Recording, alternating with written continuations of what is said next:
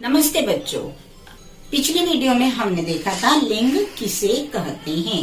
आज हम लिंग को पहचानना जानेंगे कि अगर हमें कोई शब्द दिया है और ये पूछा जाए कि ये शब्द स्त्रीलिंग का है या पुल्लिंग का है तो उसे आप कैसे पहचानेंगे। उसकी पहचान के लिए सबसे सरल तरीका होता है छोटे छोटे वाक्यों को बनाना।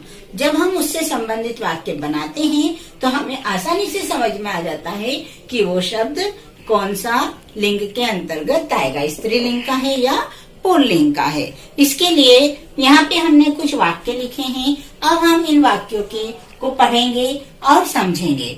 देखिए, अगर आपको एक शब्द दे दिया गया दवा, ठीक है, और आपसे ये पूछा जाए कि ये शब्द कौन से लिंग के अंतर्गत आता है, लिंग पहचान कर बताइए, तो आपको क्या करना है, उससे संबंधित एक छोटा सा वाक्य बनाना है।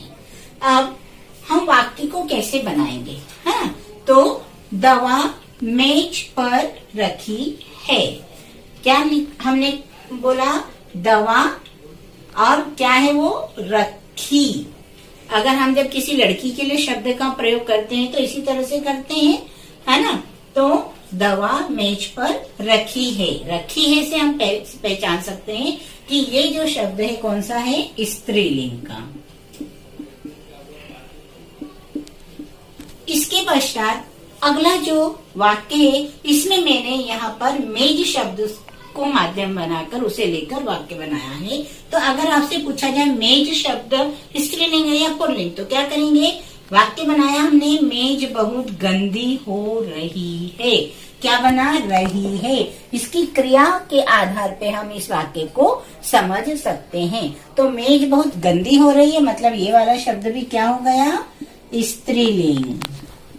ठीक है, जहाँ पे हमें ये पता चलता ना रही है, तो वहां पे हमेशा स्त्रीलिंग शब्द होता है। अब यहाँ कितनी गंदगी फैली है, गंदगी। अगर आपसे किसी ने कहा इस शब्द को बताइए कौन से लिंग के अंतर्गत आता है, तो गंदगी फैली। कभी भी आपने ये सुना है गंदगी फैला है, नहीं ना। अगर कोई ऐसा बोलेगा तो आपको खुद ही हंसी आ जाएगी कि अरे फैला है नहीं, फैली है बोलते हैं। तो इसका मतलब कि गंदगी शब्द भी कहाँ आएगा, स्त्रीलिंग के अंतर्गत। इसके पश्चात अगला वाक्य है खिड़की खुली है। यहाँ पे खिड़की शब्द जो है ये संज्ञा है और इसको देखकर हमें वाक्य बनाना है कि कौन से लिंग में आएगा। तो खिड़की खुली, खिड़की खुला है कभी नहीं बोलते, खिड़की टूट गया कभी नहीं बोलते, टूट गई बोलते, खुली है बोलते। मतलब ये वाला भी जो खिड़की शब्द है ये भी किसके अंतर्गत आएगा, स्त्रीलिंग में आएगा। इसके बाद अगला शब्द है पंखा। अब पंखे को लेकर वाक्य बनाइए। तो पंखा बंद हो गई है, पंखा टूट गई बोलते हैं, नहीं, हम क्या बोलते हैं, पंखा बंद हो गया, पंखा चल रहा है, पंखा गिर गया। तो ये उसी तरह के वाक्य हैं जैसे वाक्यों का प्रयोग हम किसी पुरुष के लिए या किसी लड़की के लिए करते हैं। ठीक है, तो पंखा चल रहा है, तो ये कौन सा हो जाएगा, पुल्लिंग। इसके पश्चात अगला शब्द है दरवाजा बंद है। ठीक है, क्या है, दरवाजा बंद है। अब यहाँ पे दरवाजा शब्द, इससे हमें क्या समझ में आ रहा है, ये कौन सा है। तो यहाँ पे देखिए, यहाँ पे पंखा में भी आ, दरवाजा में भी आ। दरवाजा टूट गया, दरवाजा खुल गया, इस तरह से हम शब्दों का प्रयोग करते हैं। दरवाजा खुल गई नहीं बोलते हैं, बंद हो गई नहीं बोलते हैं, है ना। तो ये कौन सा लिंग होगा, पुल्लिंग। दरवाजा शब्द किसके अंतर्गत आएगा, पुल्लिंग के अंतर्गत। इसके बाद है भालू। भालू नाच रहा है, भालू नाच रही है नहीं बोलते, नाच रहा है। ठीक है, तो कौन सा लिंग होगा, ये पुल्लिंग।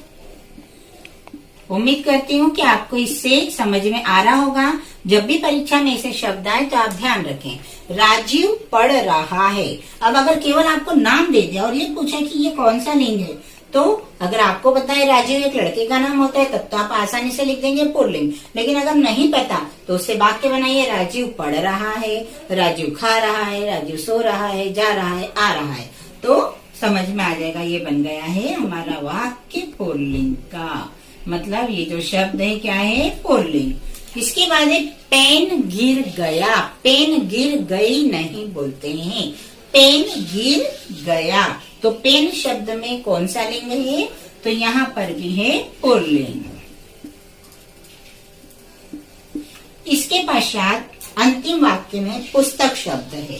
पुस्तक फट गई, पुस्तक गिर गई। जैसे पेन के लिए हमने क्या प्रयोग किया, पेन गिर गया। अगर उसकी जगह पे पुस्तक गिरे तो हम क्या बोलेंगे, पुस्तक गिर गई, है ना। पुस्तक फट गई, इसका मतलब है कि ये कौन सा लिंग हो गया, ये हो गया स्त्रीलिंग। तो बच्चों, जब भी अगर आपसे परीक्षा में पूछा जाए कि निम्न शब्दों को पहचान कर बताइए कि ये कौन सा लिंग है, तो आप इस तरह से वाक्य बनाइए, मन में वाक्य बनाइए और लिखिए। और अगर आपको वाक्य बनाने के लिए आता है कि शब्दों से वाक्य बनाकर और लिंग का नाम लिखे, तो इस प्रकार से छोटे छोटे से साधारण से वाक्य बनाइए और फिर लिंग का नाम लिख दीजिए। तो इसमें आपको ये आज हमने ये पहचाना कि लिंग की पहचान किस तरह से होती है। अब अगली वीडियो में हम देखेंगे कि कुछ शब्द ऐसे होते हैं जो हमेशा पुल्लिंग और हमेशा स्त्रीलिंग में प्रयोग किए जाते हैं।